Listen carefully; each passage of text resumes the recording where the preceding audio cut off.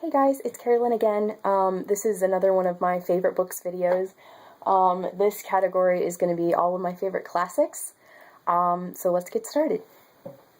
Okay, first we have Sense and Sensibility by Jane Austen.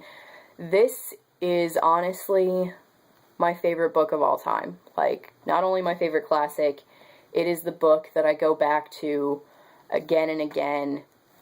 I love it so much. I love the Dashwood sisters, and I love the way that this is written. I love both of their love stories, and to me this is kind of like the toned down version of Pride and Prejudice. Like, it still has so much drama in it, but it just doesn't seem nearly as intense. I can't really explain it, but I love this series, and there's a sword fight in it. Guys, there's a sword fight in a Jane Austen book. It's so awesome! And also, I gotta say, Colonel Brandon is tied with Mr. Knightley as my favorite Austen hero. Those two, I really can't decide between the two of them. They are so awesome, and if I could have a fictional person to marry in real life, it would probably be one of them. But yes, this book is amazing. Okay, next we have The Phantom of the Opera by Gaston Leroux. I read this book right after I saw the film in 2004, and I know that the film and the book are so totally different because the musical is, like, really happy compared to the book, and they toned down the Phantom like crazy. Like, in this, he is literally kind of off his rocker crazy. But in the movie and the musical, they just kind of made him this misunderstood, not great, but just a misunderstood guy. And in this, he is kind of crazy. It is still a very romantic, wonderful book, and the mystery in it is fantastic. And I love the book and the musical and the movie kind of all the same amount because they're all so different that I can separate them properly in my head. This isn't one of those things where I read the book and I'm like, oh my gosh, they ruined it in the movie, because it's really it's almost a totally different story, to be honest. But yes, I love this book. It was my first real classic that I ever read. And so it has a special place in my heart, and it's pocket-sized, so I can take it anywhere. Okay, next up we have my favorite Shakespeare's. Okay, first is Twelfth Night, by William Shakespeare, and this book is to me, it's just the coolest Shakespeare story ever, because it's so crazy and funny. This is one of his comedies, by the way, and it's just, this girl gets stranded on an island, and she's a lady, but she doesn't know anyone, so she's kind of afraid for her life. So she dresses up like a man and joins a duke's court. And the duke loves this other woman, Olivia, and so he wants the girl who is a guy, Viola/Cesario, to go and woo this lady for him, and Viola/Cesario actually falls in love with the Duke while he's trying to get her to go court this woman for him, and then Olivia falls in love with Viola as Cesario because she doesn't know that he's actually a woman. So it's a really crazy love triangle, because it's like Viola's in love with the Duke, but the Duke's in love with Olivia, but Olivia's in love with Viola, who she thinks is Cesario. It's ridiculously awesome, and I know I've been waving the books around. I talk with my hands, so when I have books in my hands, guys, I can't help it, I'm sorry. But yeah, this is an amazing story, and I love it. Okay, next we have The Winter's Tale by Shakespeare. It's been a while since I've read this, and I remember loving it, and I remember loving the characters so much, like especially Perdita, and I really love Perdita's love interest, whose name is escaping me at the moment, but he has a way with words. that guy. He is very, some of the stuff he says to her, I'm like, wow, if a guy said that to me, I would be like, please date me, like, that would be awesome. But yeah, I don't, because it's been a while since I've read this, I don't remember the storyline very well. I'm really sorry. I just remember loving this book so much when I read it. Because sadly, I've only read a few Shakespeare's. I've read these two. I've attempted Romeo and Juliet, but I really just don't like that story very much. I like the film okay, but I just really don't care for that story very much. Because, I don't know, I thought that a lot of it could have been avoided, especially their deaths at the end. But, yeah, but I've also read Julius Caesar, which I really enjoyed. But I find that I really love his comedies so much more than his tragedies. And I really want to read Othello, though. That's the one drama of his that I am really eager to read. But yeah, I love these. Okay, next up, this is probably my second favorite book of all time. It is A Room with a View by E.M. Forster. I read this book right after I saw the movie with Helena Bonham Carter in it, which, by the way, to me, that's the best version. I haven't seen the newer one, so I can't honestly judge it, but that movie is just so brilliant. I think that Helena Bonham Carter captures Lucy Honeychurch's character so well. But yeah, this is about a girl who, I'm trying to think what century this is. I think it's during the Victorian era. It might be a little bit before then.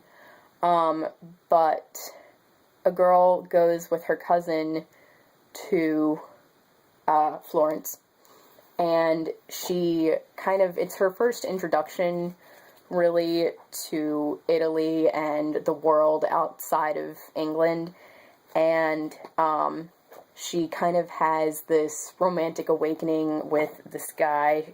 This guy's like really passionate about life, and he kind of shows her how to be passionate about life, and it kind of really scares her. She doesn't, what happens is basically they kiss when she's in Italy, and she doesn't really know what to do with that because she's never been kissed before, and she doesn't really, she just doesn't really know what to do. So she runs home to England and gets engaged to this guy who her family wants her to marry, and he's basically her safe choice, and, she just kind of, I guess, conforms to the way her family wants her life to be. And she's really scared to admit in her heart that she doesn't really want that. So basically it's about her choosing between safety and security and passion and love. And it's just such a good story. And I think a lot of people have had that problem before in their lives. I don't think it's a really common problem, but I do think that a lot of people can relate to that. So, yeah, this is a really good book.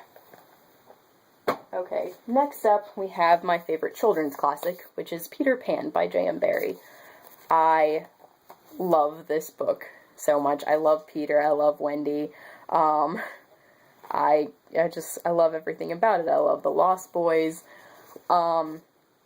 And J.M. Barrie just has such a way of really, even if you're not a child, he kind of makes you revert back to your childhood in this book. I read this when I was a child, so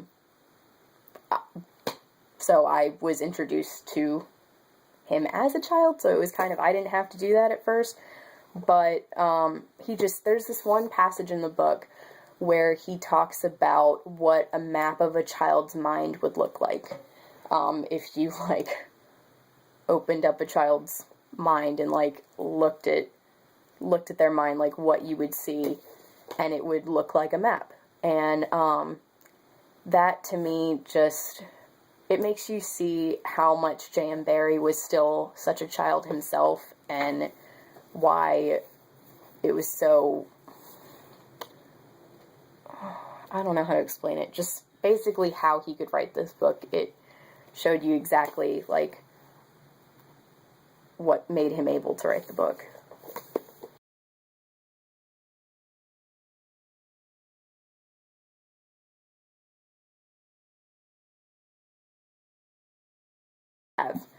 Pride and Prejudice by Jane Austen. As I've said before, Sense and Sensibility is definitely my favorite book of all time. Therefore, it is also my favorite Austen. But I like this one too, because I'm not really that big of a Darcy fan. I mean, he's alright, but I love Knightley and Colonel Brandon so much that I'm like, how can this guy compare to them? But I do love Elizabeth Bennet so much, because having a character like her in Jane Austen's time, where she's not afraid to speak her mind, she's not afraid to be different, she's not afraid to admit that love's not the first thing on her mind, it's so refreshing and awesome, and she's a kick-ass woman, and I love that. And I love Jane. Jane is one of the sweetest characters ever. She's the kind of character where you wish that she was your sister or a close friend of your family, because she's so nice and sweet, and she's so mothering, and she cares about everyone else before herself, and that is just so awesome. So yeah, they are my two of my favorite Austen characters. And so that's really why I love the book so much, is because I love their characters, and I just love what they go through. I love their crazy mother, because she's the kind of mother where you're just like, thank goodness I don't have that kind of mother. Like, so, that's really cool. Or then people who read it where they're like, oh man, I know exactly how they feel. Like, that's really awesome too. So, basically, you can relate to this book a lot. And then we have Nickleby by Charles Dickens. This was not my first Dickens attempt. My first Dickens that I read was A Christmas Carol, and I love it. I read it every Christmas if I get the chance. But my first really big Dickens book, you can see that this is huge, attempt was David Copperfield, and I could not get through that book. I had just seen the movie with Daniel Radcliffe as young David Copperfield, and so I was like, oh, okay, well, I'll read the book. It was so depressing that I couldn't get through it. Like, to me, how do I explain this? Basically, the trials that David Copperfield goes through, to me, the ending, like the happy ending at the end, isn't worth all of the crap that he goes through throughout the entire book. Like, it's just way too depressing. And with Nicholas Nickleby, to me, the ending was happy and good enough that it was worth all the bad stuff throughout the book that Nicholas has to go through. The only thing, there is one thing that happens to a specific villain in this book where I didn't think that he necessarily deserved that. I thought it was a little bit too harsh of a punishment. And I'm not really going to tell you guys what and who it involves, because if you haven't read this book, I do highly recommend it. And I'm sorry about the light, you guys. It's the sun's kind of making up its own mind about what it wants to do, and it's getting later, so the sun's going down very slowly.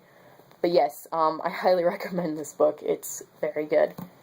So yes, those are my favorite classics, and up next I'm going to show you guys, I think I'll show you guys some of my favorite kids books.